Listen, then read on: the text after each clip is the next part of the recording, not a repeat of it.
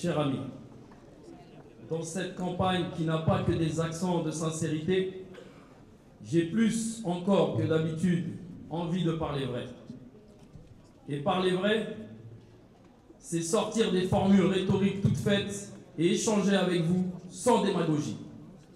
Autrement qu'avec des éléments de langage préparés dans les cabinets des différents partis politiques. Parler vrai, ici, maintenant, c'est vous parler de moi. Vous parlez de mon parcours. Beaucoup d'entre vous me connaissent. Je suis un enfant de la République, un fils de Montreuil.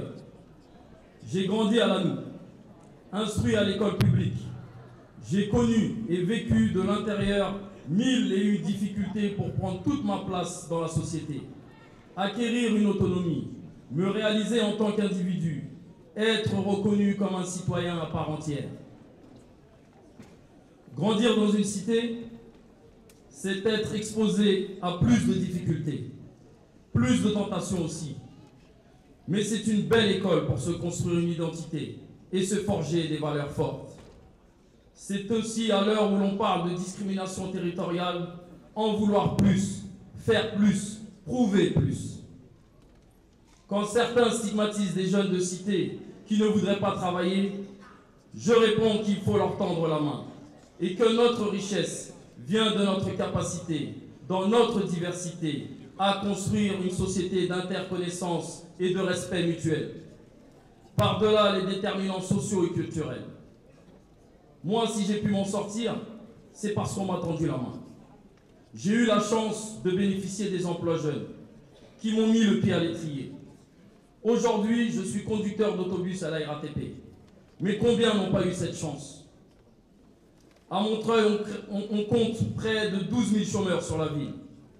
S'émanciper, c'est avoir des revenus, c'est avoir un emploi, c'est avoir un logement. Bien sûr, une municipalité ne peut pas tout faire.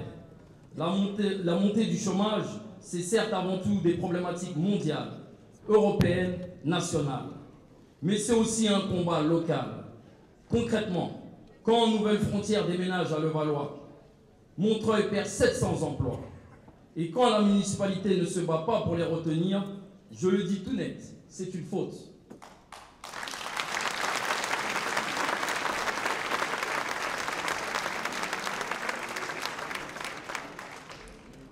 Bien sûr, une municipalité ne peut pas tout faire, mais elle peut aider.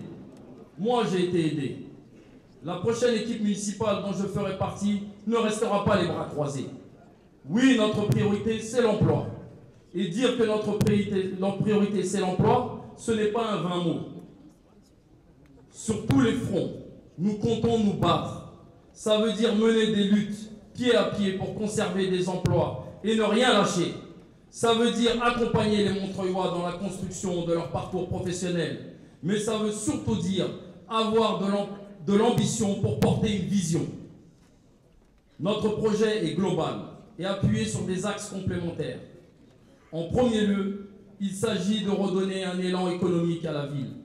Le plan local d'urbanisme, mis en place par la municipalité sortante, encourage la construction massive d'immeubles de logement pour accueillir toujours plus d'habitants, sans tenir compte de leurs besoins. Dès le premier conseil municipal, nous abolirons ce plan local d'urbanisme pour favoriser des constructions où logements et locaux d'activité cohabiteront, où l'implantation d'entreprises sera encouragée.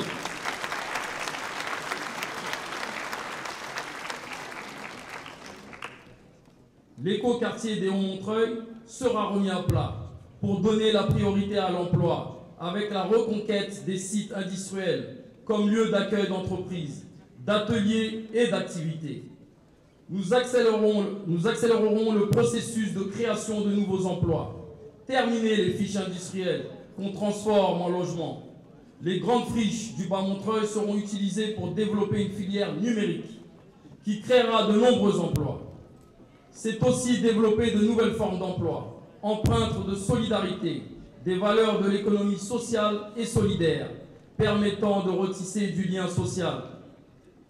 Nous interviendrons également en aidant et en soutenant le commerce à Montreuil, autant dans sa diversité que par des mesures pour encourager les Montreuillois à consommer à Montreuil, pour la gratuité du parking ou les livraisons à domicile avec un service mutualisé. Il s'agit ensuite de faire de la préservation et du développement des services publics des leviers pour l'emploi. Quand on ferme les services à l'hôpital de Montreuil, quand on ferme les bureaux de poste, la municipalité n'a pas joué le jeu des emplois d'avenir, pourtant pleinement dédiés à l'insertion des jeunes. Nous aurons le courage de leur ouvrir ses portes. Ensuite, vous le savez, nous rapatrierons les services d'Est Ensemble, comme la propreté, la voirie ou encore la culture, permettant de préserver et de créer des emplois nécessaires à la bonne marche de la ville, face à une agglomération qui ne tient pas ses promesses. Surtout, nous accompagnerons les Montreuillois dans leur recherche d'emploi, avec des permanences dans les antennes de quartier, en redynamisant les missions des informateurs jeunesse pour combattre le chômage qui sévit dans nos quartiers. Accompagner, préparer, socialiser, amorcer l'insertion dans le monde du travail, à travers les jobs d'été, les CV vidéo, l'accompagnement au stage et aussi des permanences. Toutes ces démarches, alliant activités privées et publiques pour combattre l'emploi, trouvent leur sens et leur place dans un combat contre le projet du Grand Paris, qui privilégie l'emploi à l'ouest de l'Île-de-France au détriment de notre département. Nous ferons entendre notre voix pour développer une dynamique économique, préservant l'intérêt des Montreuillois. Je ne promets pas la Lune. Nous ne promettons pas la Lune. Nous savons que le maintien des entreprises à Montreuil est un combat pour en faire venir d'autres et pour empêcher les suppressions d'emplois publics. Nous savons qu'il faudra aller chercher auprès du gouvernement l'argent qu'il nous doit à Montreuil pour permettre le développement de ces services. Je vous remercie. Bravo, cher.